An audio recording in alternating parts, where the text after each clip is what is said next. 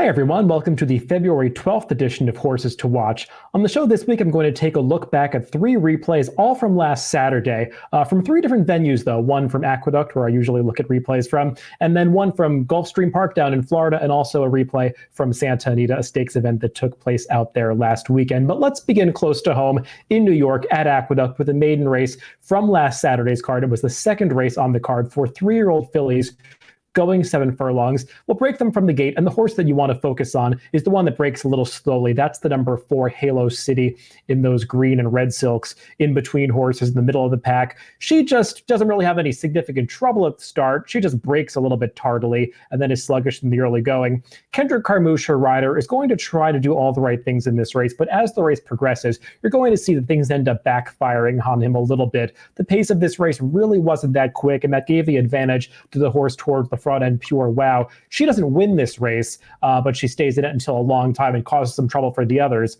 As they move down the backstretch, you see that Halo City, the number 4 horse, is in behind just a wall of horses in front of her. Kendrick Carmouche, who's on her, would have to go about 4 wide into the far turn if he was looking to advance at this point. So instead, he tries to find some room in between horses, and he does pick a seam there in between the number 3 and the number 7 horses. They move around the far turn, but he gets himself into a pretty tight spot on this filly. And as they come into the stretch, you're going to see that these horses stay in a pretty compact group, and he's just going to have nowhere to go now as they're passing the quarter pole. I want to focus on this horse and also the horse on the inside, the number 3 Total Vision. You'll notice that she doesn't really have any place to go either, but the one who certainly runs the better race is the number 4 Halo City. You see here, she's got run under Kendrick, but he's got nowhere to go because this number 6 on the lead, she's not really going forward. She's kind of backing up into the faces of these horses, but not doing it fast enough to create any gaps. Now he finally finds some room here and gets out, but it's just too late to catch this first-time starter who got the jump on him. All things considered, Halo City does really well to accelerate at the end of this race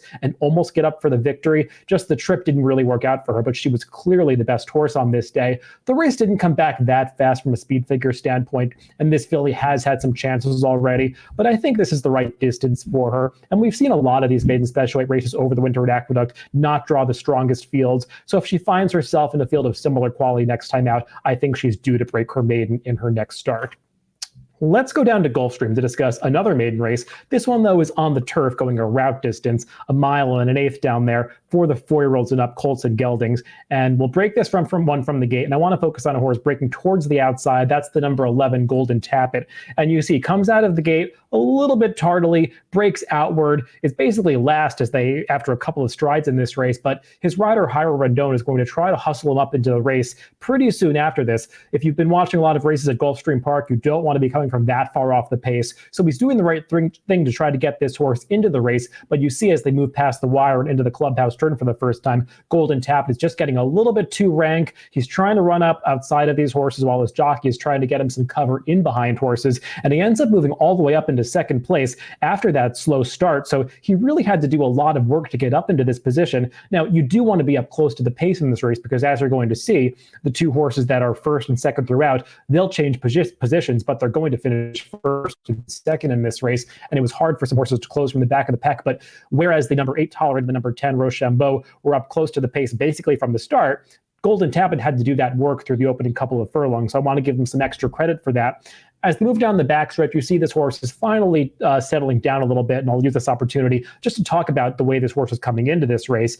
He only had 1 prior start before this. That was all the way back last June at Belmont Park in a dirt race. This is his first start since then, and his first start on turf, also his first start for new trainer Brendan Walsh. And apparently this horse just has really taken to the turf. He's not a dirt horse. He wants the green stuff. And you see as they move to the quarter pole now, he's relishing this surface, and he's still a little green as he tries to move up outside of this horse. And as they come to the top of the stretch, the number 8 Tolerant is going to spurt away from Golden TAPIT a little bit. But I like that once Jairo Rendon, the jockey, really gets into this horse and puts him to the whip, he switches leads and finds another gear here and is really going to be striding out strongly in the final 1/8 of a mile, opening up a gap on this second place finisher as they come to the finish of this race. Now, it's no surprise that this horse is turning out to have some ability. It might be surprising based on how poorly he ran first time out, but given his pedigree, he's always been cut out to be a good horse because he is a full brother to the champion 3-year-old filly from a number of years ago, Untappable. She was a dirt horse, but she wanted every bit of that 1.1 1/8 distance. And also he's a half brother to Patio Prado, who was a Grade 1 winner on the turf.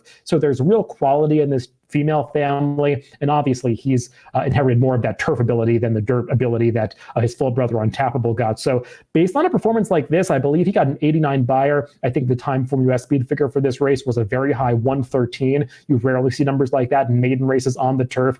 Based on this performance, he could go forward into a high-level allowance race or possibly even stakes company, because this was a really promising maiden breaking effort, and I'm looking forward to see where this horse shows up next. We'll stay on the turf, but move out to the West Coast to Santa Anita to discuss the final race on this episode, and that's the Grade 3 Thunder Road Stakes, going a mile from their Saturday card out in California. And let's break them from the gate, and I want to focus on what happens to the number 4 True Valor at the start. Now, you see, as soon as they come out of the gate, his jockey is going to start tugging him back, and this horse just really resents it. You see in the middle of the pack there, he's throwing his head about, just really resenting this restraint. I never like to see this. I like when a jockey just plays the brake, lets his horse find a natural position, and then adjusts from there.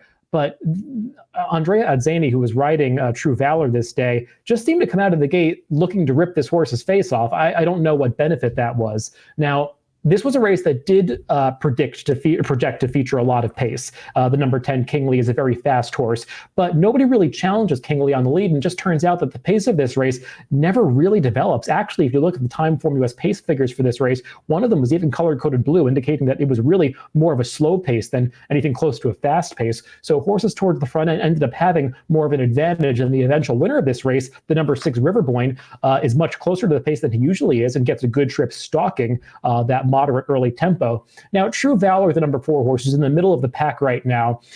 He's not too far off the pace, and he is saving ground. So those two things are positives. But I want to watch what happens as they come around the far turn here. Now, obviously, knowing in retrospect that you want to be following Riverboyne, I think that would be the right move. But you can see even at this point, Riverboyne is the horse you want to be following because he's moving forward. And for whatever reason, True Valor's jockey steers him outside, decides not to follow the eventual winner, and instead places him in behind a long shot who's going nowhere, ends up losing momentum at that point. Now has to duck back down towards the inside, has traffic trouble as Kingly's fading in front of him, has to bull his way out for room, and even considering all of that trouble and the loss of momentum, he still almost finishes second in this race. Now, I don't know if True Valor would have beaten Riverboyne because that winner did have a comfortable margin at the finish line, but I think the result would have been a lot closer if he had gotten a better trip, if he had not been so aggressively rated out of the gate, and if he had followed that horse coming to the top of the stretch. And now True Valor is in a position where he's just really dirtied up because he was coming out of a performance in the Breeders' Cup Mile 2 back at Santa Anita